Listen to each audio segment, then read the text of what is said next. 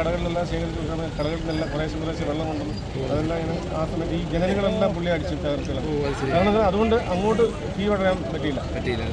അതുകൊണ്ട് ഈ തീയുടെ ഇത് ഇങ്ങോട്ട് അതല്ലെങ്കിൽ അടുത്ത കടകളിലേക്ക് വ്യാപിച്ചേനായിരുന്നു. വലിയ നാശനഷ്ടമാണ്. കടകളിലെ കുടിയുള്ള എല്ലാ സാധനങ്ങളും തപ്പി, ക്യാമറകളും പിന്നെ സിസ്റ്റവും എല്ലാം പോയി.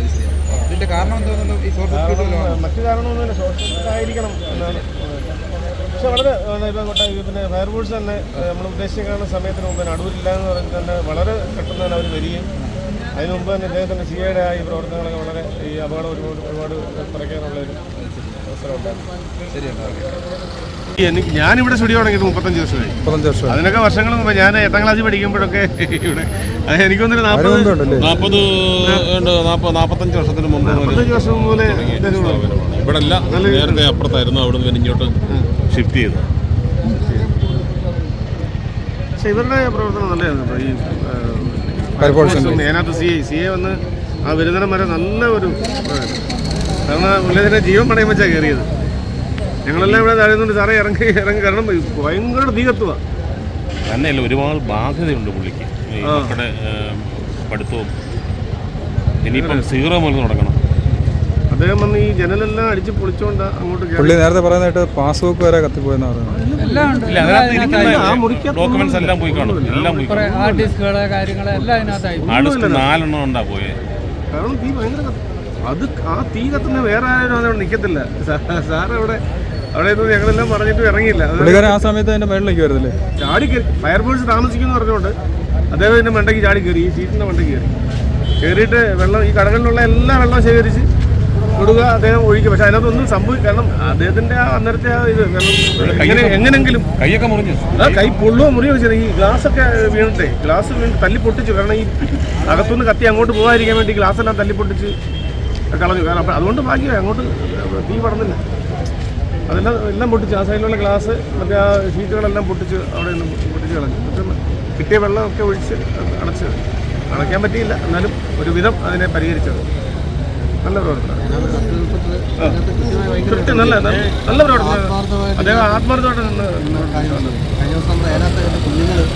അതെ,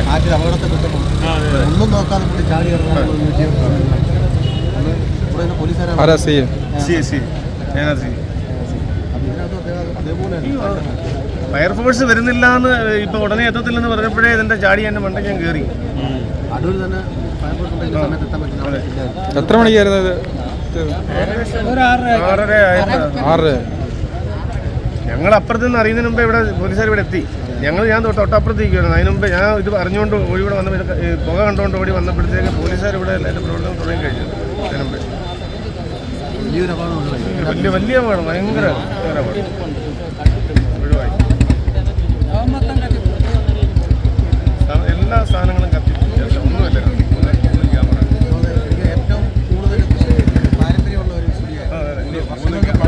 ആദ്യകാലത്തെ ക്യാമറ മൊബൈൽ പോയാണ്. ആദ്യകാല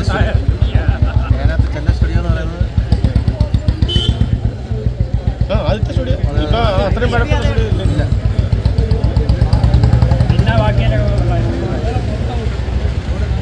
ഞാൻ പുറത്തോട്ടിറങ്ങി വരുമ്പോഴാണ് ഇങ്ങനെ ഇതിനകത്ത് ഭയങ്കരമായിട്ട് ഈ കറുത്ത പുകയോടുകൂടി ഇങ്ങനെ ഇത് വന്നുകൊണ്ടിരിക്കുന്നത് കണ്ടത്.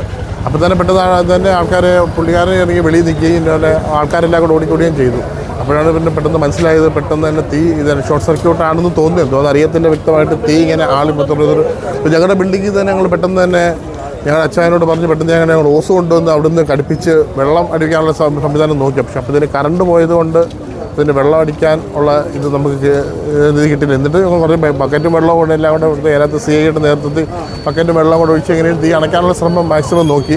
പക്ഷേ അതിന് തീ കയറി ഒത്തിരി ആളി പടർന്ന് നാശനഷ്ടങ്ങൾ സംഭവിച്ചിരിക്കുകയാണ്.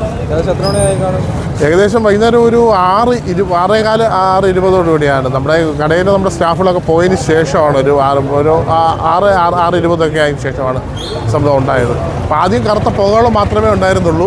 പുകയ്ക്ക് ശേഷമാണ് പെട്ടെന്ന് തീ ഇങ്ങനെ കയറി പെട്ടെന്ന് ആളി കയറി ഇങ്ങനെ കത്തിക്കൊണ്ടിരുന്നത്. വലിയൊരു നാശനഷ്ടം തന്നെയാണ് സംഭവിച്ചിരിക്കുന്നത്. പുള്ളിക്കാരൻ്റെ ഒരു വർഷങ്ങളായിട്ട് അതിനകത്ത് പ്രവർത്തിച്ചു വരുന്നൊരു സ്ഥാപനമായിരുന്നു ചെലം സ്റ്റുഡിയോ.